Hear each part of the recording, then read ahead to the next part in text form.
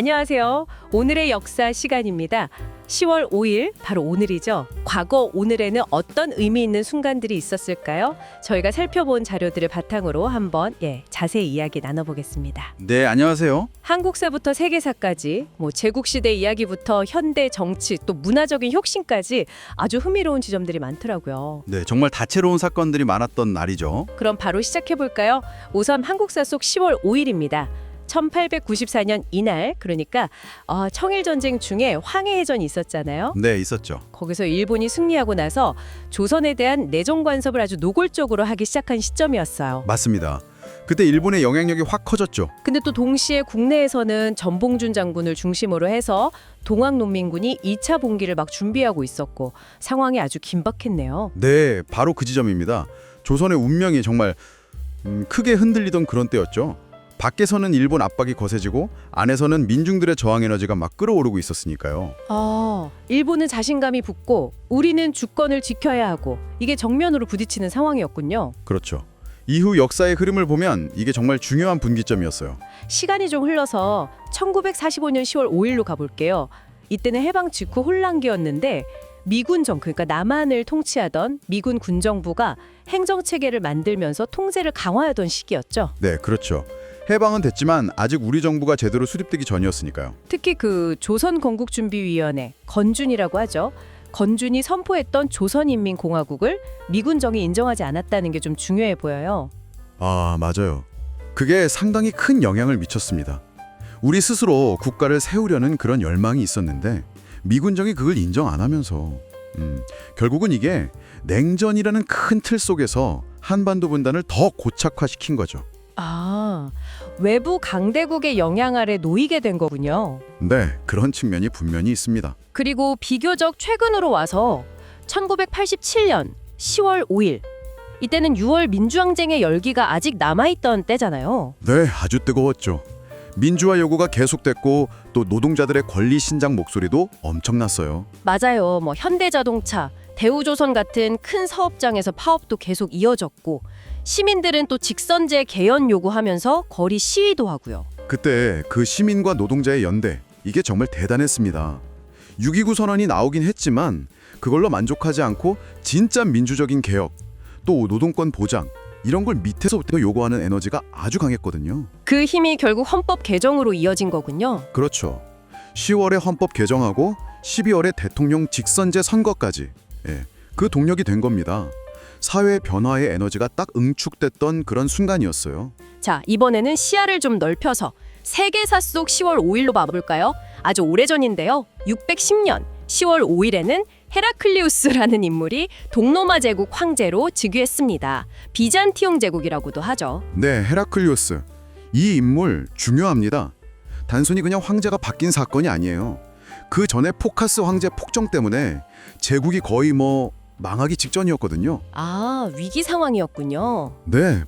게다가 사산조 페르시아가 계속 쳐들어오고 있었고요.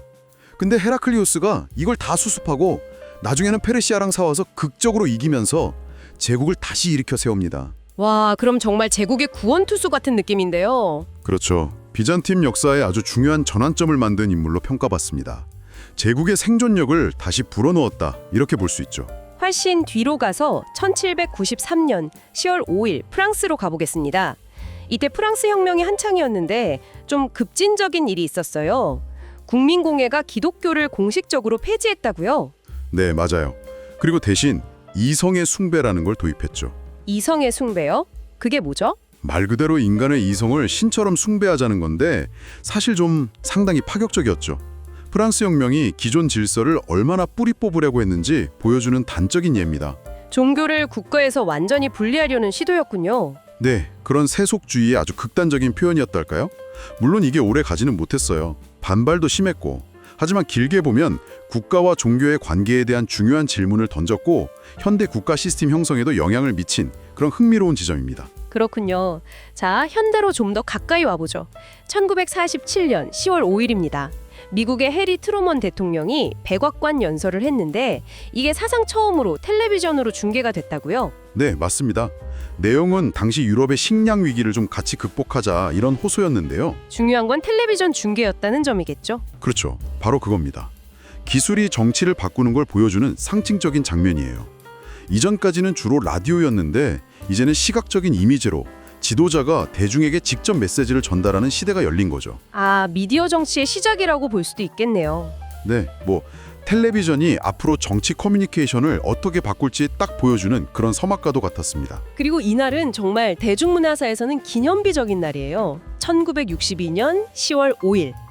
바로 그 전설적인 밴드 비틀즈가 데뷔 싱글 러브미도를 발매한 날입니다. 아, 비틀즈 그렇죠. 러브미도 이때부터 시작된 거죠? 정말 그냥 신인 가수 데뷔가 아니었잖아요. 그럼요. 이건 브리티시 인베이전의 신호탄이었고 비틀마니아라는 말까지 만들어냈으니까요.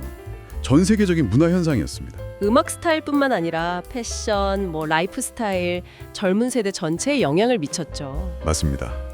20세기 대중문화의 흐름 자체를 바꿔버린 정말 혁명적인 사건이었어요. 자, 마지막으로 살펴볼 사건은 1986년 10월 5일입니다. 영국의 썬데이 타임스라는 신문이 이스라엘의 비밀 핵무기 개발 프로그램을 폭로하는 아주 충격적인 보도를 내놨습니다. 네, 모르드차이 바누누라는 내부 고발자의 증언이 결정적이었죠. 이스라엘 원자력 시설에서 일하던 기술자였어요. 와, 목숨 걸고 한 거네요. 그렇죠. 이 보도 때문에 국제사회가 발칵 뒤집혔습니다. 중동 지역의 군사적 긴장감도 확 높아졌고요. 핵 확산 문제에 대한 경각심도 커졌겠군요. 네, 그렇습니다. 핵무기 확산 문제가 얼마나 심각한지 다시 한번 일깨워줬고 또 국가 안보와 정보 공개, 언론의 역할 같은 아주 복잡한 문제들을 수면 위로 끌어올린 중요한 사건이었죠. 네. 자, 이렇게 10월 5일 하루에 얽힌 한국사와 세계사의 정말 다양한 순간들을 살펴봤습니다. 제국의 흥망성쇠부터 혁명의 열기, 기술의 진보, 문화의 빅뱅까지 정말 폭넓은 이야기가 담겨 있네요. 그렇습니다. 들어보면 역사의 하루하루라는 게 이렇게 수많은 개인의 선택들, 또 거대한 시대의 흐름, 이런 것들이 막 교차하면서 만들어지는 것 같아요. 그러게요. 어쩌면 오늘 우리가 그냥 무심코 보내는 이 시간 속에서 하는 결정 하나하나가 먼 훗날에는 또 다른 10월 5일의 중요한 역사로 기록될 수도 있겠죠? 아, 생각해보니 그렇네요. 네. 우리 각자의 오늘이 바로 미래의 역사가 될 수 있다는 생각 한 번쯤 해볼 만하지 않을까요?